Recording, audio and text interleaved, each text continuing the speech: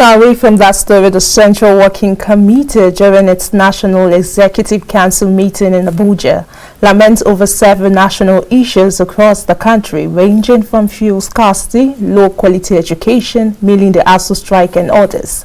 The committee therefore calls on the federal government to resolve the ongoing strike immediately and demand that those who were declared as ghost workers be brought to book. Today, there have been increase in issues of social vices, and this can be traced to the fact that those children have been at home for 4 months and no progress has been made.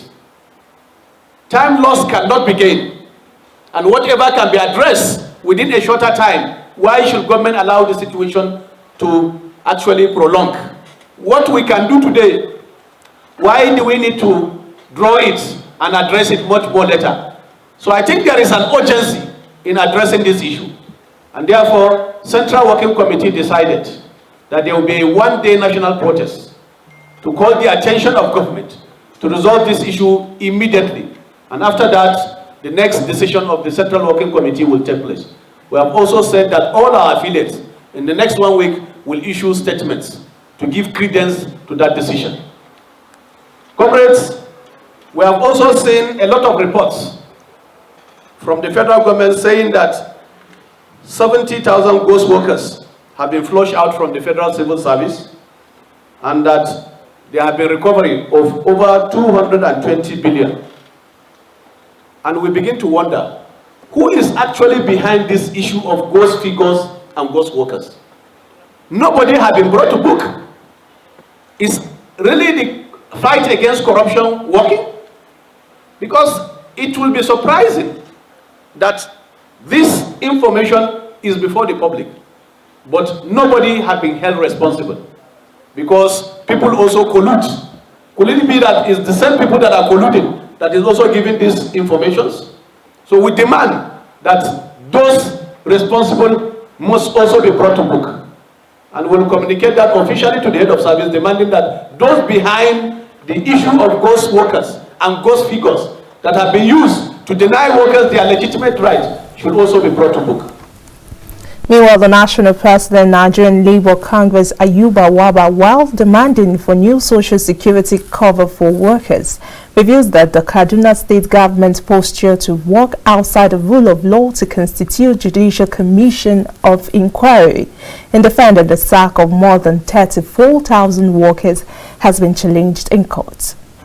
Comrades, as we speak at this meeting, we are also challenged with a new wave of sack by the Kaduna State government. Most of you must have read the sacking of 2,357 primary school teachers. It's the same teachers that were employed in 2016 and 2018, when he claimed that he has done competency tests and now he has teachers that are very competent. Those teachers that were employed 4 years ago, for the past 4 years, they are still casuals. So basically, what he wanted to do is to casualize teaching and also the public service. We have since swung into action. We have met with the leadership of the Nigerian Union of Teachers at the highest level. We are exploiting different avenues to respond to these issues. But it's one issue that we are going to confront headlong.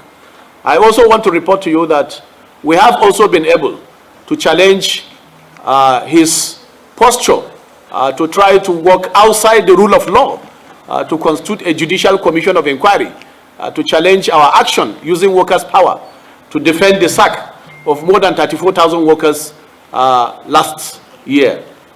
Basically, the court have granted all the 4 reliefs sought by the NLC, and also granted a perpetual injunction to say that he lacks that power.